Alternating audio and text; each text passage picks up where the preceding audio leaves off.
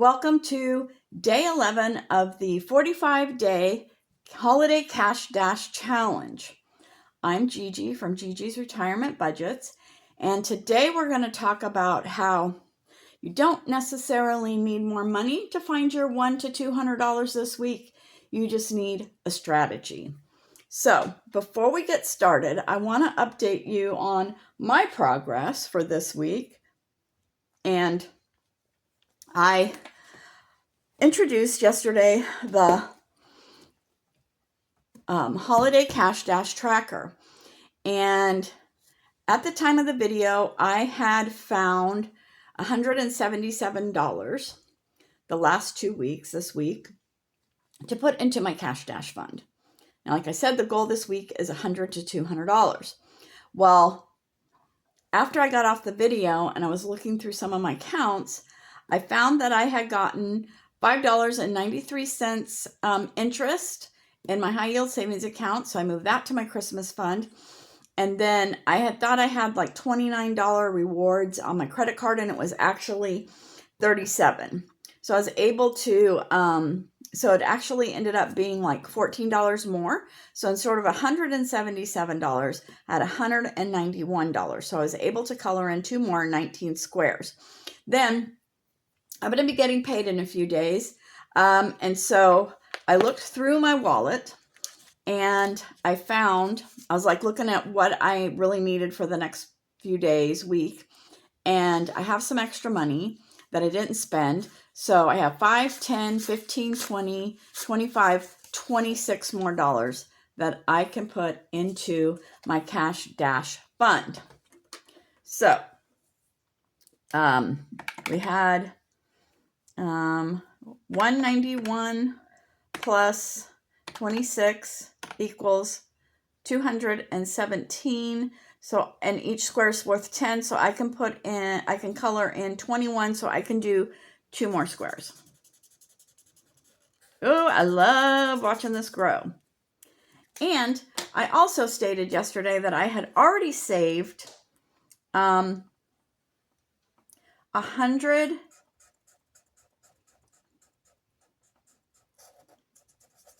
Somehow I messed this up already. That should have been green there, but oh well. I had already saved $405 for my Christmas challenge, from my Christmas challenge from the previous months. But when I looked at my high yield savings account, there's only $311 in there. And I think that's because I had to take some money, out of several buckets when we got the last chance opportunity to adopt the dogs that we had rescued. So I actually only have 311 in there. Plus, so 217 plus 311. I have a total of $528 for Christmas. But like I said yesterday, I'm going to try and get the whole entire 1,000 for this challenge. And then I will have $1,311 for Christmas. So yeah, so I will come on here every day and update how I'm doing.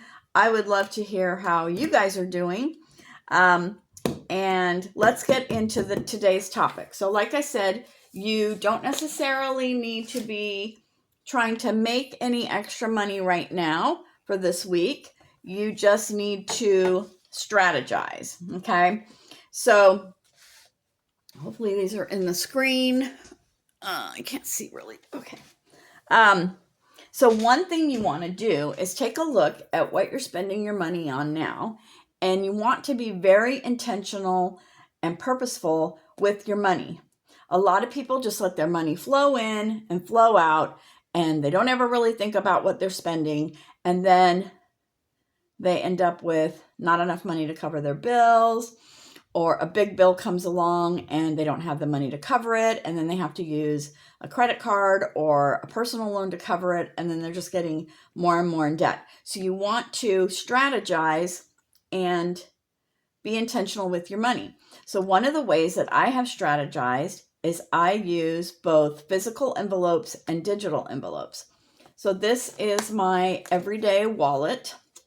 My best friend calls it my Costanza wallet. I've never seen that episode. He tried to explain it to me, but he says this is my Costanza wallet. So I guess if you know, you know.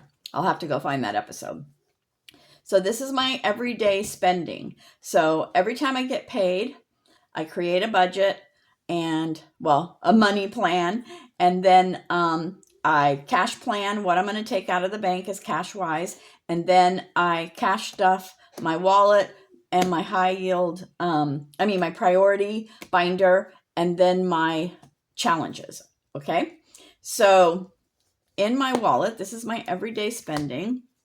I have giving, eating out and coffee, groceries, gas, credit card.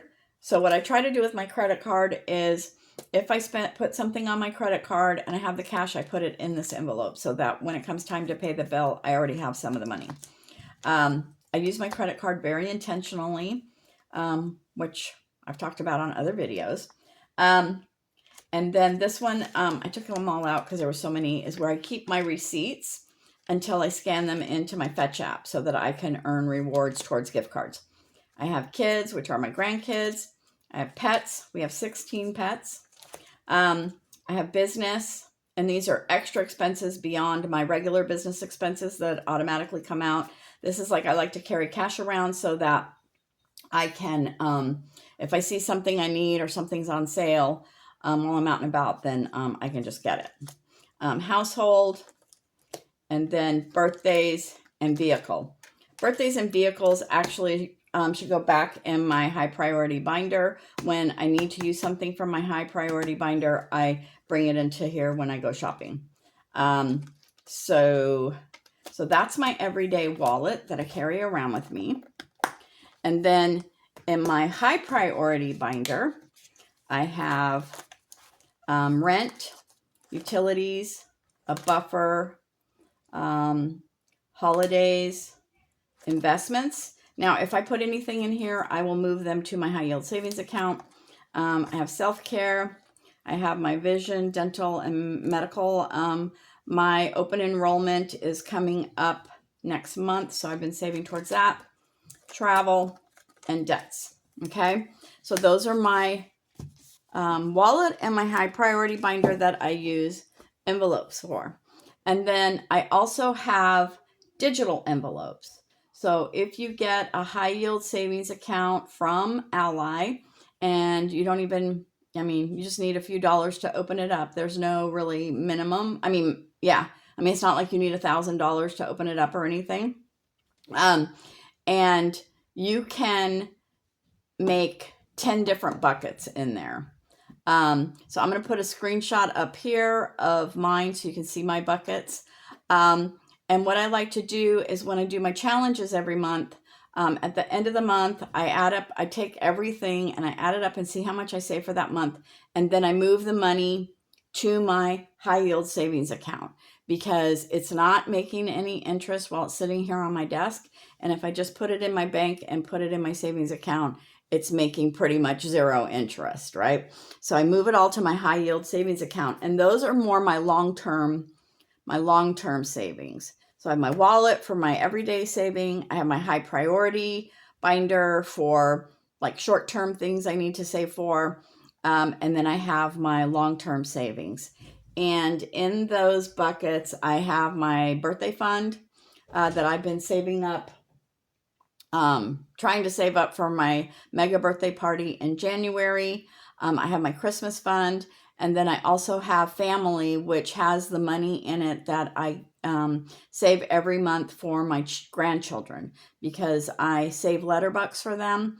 And then I move the money to that high yield savings account. And then whenever they reach $100, then I move that $100 to their investment accounts. And I'm just trying to build some money for them. My grandchildren range in the age from 1 to 11. I wish I would have started this when the 11-year-old was 1 because now she's going to be way behind the 8 ball, right? So, but those are the different ways that I use envelopes to really direct where I want my money to go. So think about over the next 33 days or so, how you could use envelopes to direct money more intentionally, and then also redirect money to your holiday cash dash fund. All right. So if you don't know what I'm talking about, the holiday cash dash challenge, we started this 11 days ago, so you can still join us. And if you are just going to join us or you're behind, you can go watch my holiday cash dash playlist. I'll put the link below in the description. And then you want to go to 1322legacyproject.com, and you want to grab the retirement money plan blueprint. And this is what we are working through during this whole entire holiday cash dash challenge. And our goal is to get $1,000 by Black Friday. So last week was about awareness and people downloading their retirement money plan and going through it. Just becoming aware about what's in it and stuff, and then making a commitment to be all in for this challenge. And then this week we started going step by step through the blueprint, and this week we are on resources. And resources isn't just your income, it is also your skills and your experience and your education. So that is what we are working on.